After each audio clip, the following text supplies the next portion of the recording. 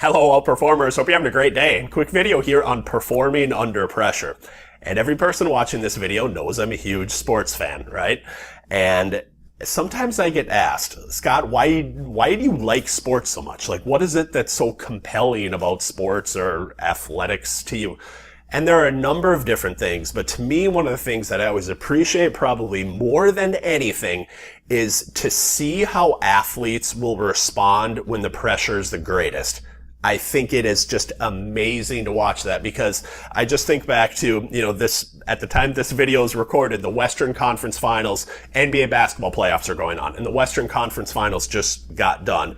And the series went to 7 games. It was a 7-game series. And it's very interesting because you look at these athletes and they're already world class, obviously, to be playing on that level. And a lot of people can perform in games, let's say 3, 4, 5. But when you get to games 6 or 7, when it's really like you've got to win or you're going home, what is going to be a distinguishing characteristic that's going to allow some athletes to step up and some athletes to say, you know what, I'm going to take everybody, I'm going to put them on my back, and win or lose, I'm prepared and I'm okay with accepting that result and accepting that pressure. And then there are other guys that you can tell will start passing up open shots in game 6 or 7 that they were making, that they were taking in games, let's say 3, 4, or 5. So I just think it's very interesting. The Golden State Warriors ended up winning the series, and there were a couple of players, Klay Thompson and Steph Curry, that really stepped up and really kind of shined when the pressure was the greatest. And you know that I always try and make parallels between athletic and sports kind of analogies and how you can use these lessons to get better results in your professional as well as personal lives. And it's interesting, not too long ago, a study was done by a Harvard professor that was looking at kind of peak performance psychology and what allows people to perform their best under pressure, because we all have that pressure. Let's say professionally speaking, you might have the pressure of a negotiation or of a key proposal or a presentation, or you may be needing to do a company address where you're casting mission and vision for your company. It can literally be anything, but we all have certain pressures. And what this Harvard professor did is he looked at people in kind of 3 different conditions. Put them in a pressure situation, and just for one condition, he had them just continually repeat to themselves going into it, I am calm. And then in the second situation, he had these people repeat, I am anxious. And then in the third condition, he had people repeat, I am excited.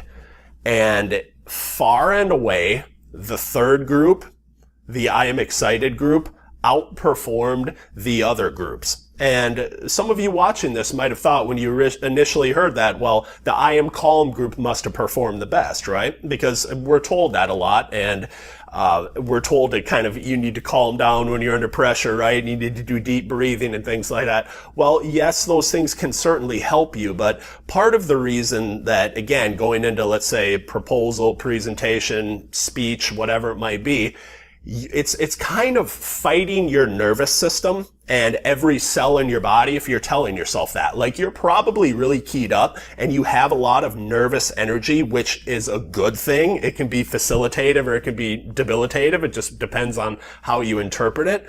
But in looking at that and by continually telling yourself, I'm calm, I'm calm, I'm calm, it's saying something that's actually different to your kind of natural kind of bodily response. So that condition actually performed the worst. Second condition, the I am anxious, that didn't performed a little bit better than I'm calm, but it didn't perform as well as I'm excited, because basically it's like, well, I already know that I'm anxious. I have this huge thing coming up and it's really important. I have game 7, or I have this proposal that I have to do.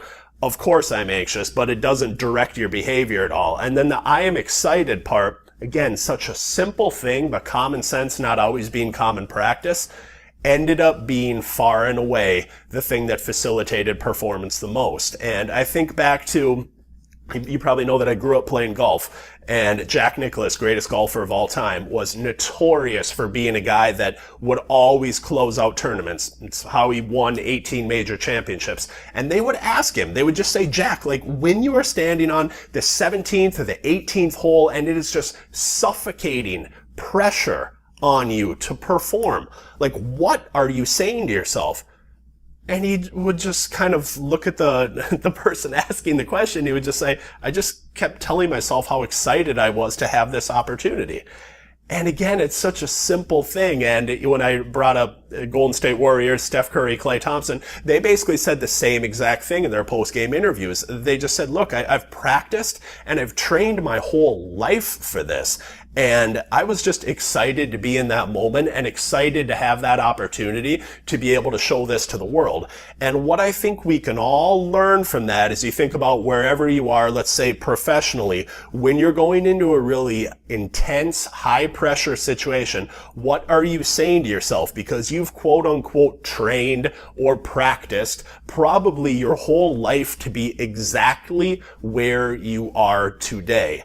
And if you're sitting there, if you're focusing on the pressure and if you're focusing on, you know what, I hope I don't make a mistake, or kind of the playing not to lose thing as I call it, or you're focusing on, you know what, I hope this all goes well, and you're just focusing on kind of the pressure part of it instead of just simply perceiving that and interpreting it as, you know what, I'm actually really excited to be here. Like, this is why I've trained and practiced and kind of put in all of the long hours and all of these things all of my life to be right in this spot right now.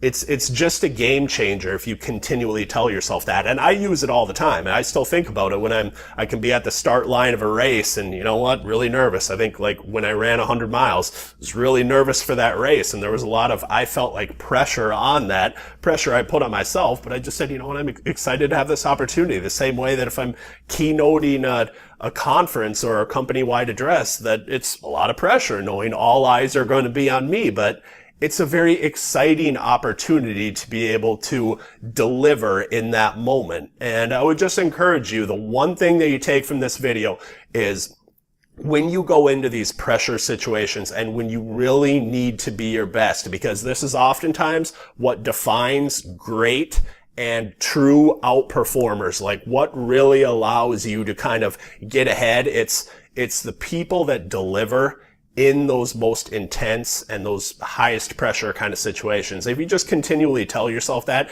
you're going to have a better outlook on it. You're going to manage that nervous energy better in a positive way. And I just guarantee you're going to have better results. So go ahead, go out there, use that. Be excited about every opportunity that comes your way. Wish you a great day. And as always, best of health, happiness, high performance.